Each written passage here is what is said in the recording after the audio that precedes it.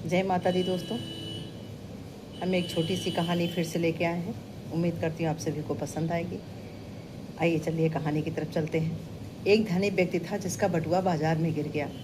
उसे घर पहुंचकर पता चला कि उसका बटुआ कहीं गिर गया है और वो खो गया है।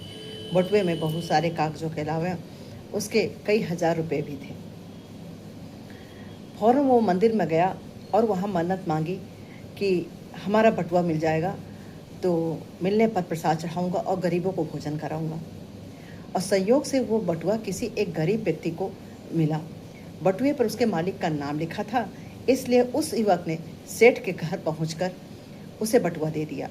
सेठ ने तुरंत बटुआ खोलकर देखा कि उसमें सभी कागजात और रुपये हैं कि नहीं।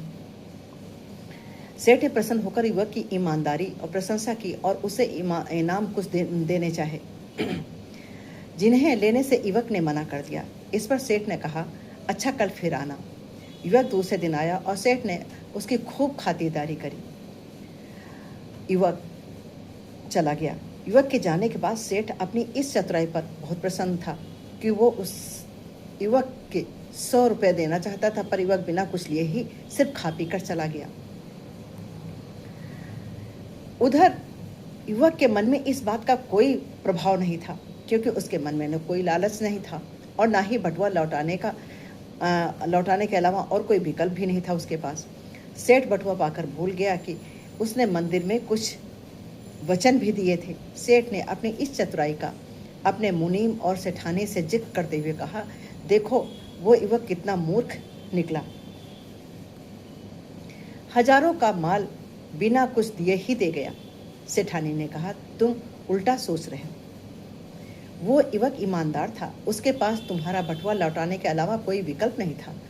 उसने बिना खोले ही बटुआ लौटा दिया। वो चाहता तो सब कुछ अपने पास ही रख लेता, तुम क्या करते।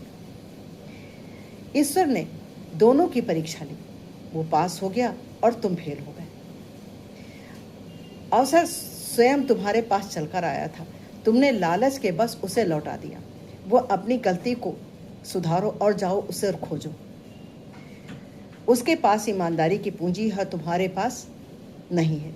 वो उसे काम पर रख लो, अपने पास रख लो उसको। सेठ तुरंत ही अपने कर्मचारियों के साथ उस युवक की तलाश में निकल पड़ा। कुछ दिनों बाद वो युवक किसी और सेठ के यहाँ काम करता मिला। सेठ ने युवक की प्रशंसा की और बटुए वाली घटना सुनाई और उस सेठ ने बताया, उस दिन इसने मेरे सामने ही बटुआ उठाया था। मैं तभी अपने गार्ड को लेकर उसके पीछे गया था। देखा यह तुम्हारे पास जा रहा है। तुम्हारे दरवाजे पर खड़े होकर मैंने सब कुछ देखा और सुना था, और फिर उसकी ईमानदारी से प्रभावित होकर उसे अपने यहाँ मुनीम रख लिया। इसकी ईमानदारी से मैं पूरी तरह निश्चिंत हूँ। बटुए वाला सेठ खाली हाथ लौट आया। उसके पास कई विकल्प थे। उसने निर्णय लेने में देरी की और उसने एक विश्वास पात्र आदमी को खो दिया। युवक के पास अपने सिद्धांत पर अटल रहने का नैतिक बल था।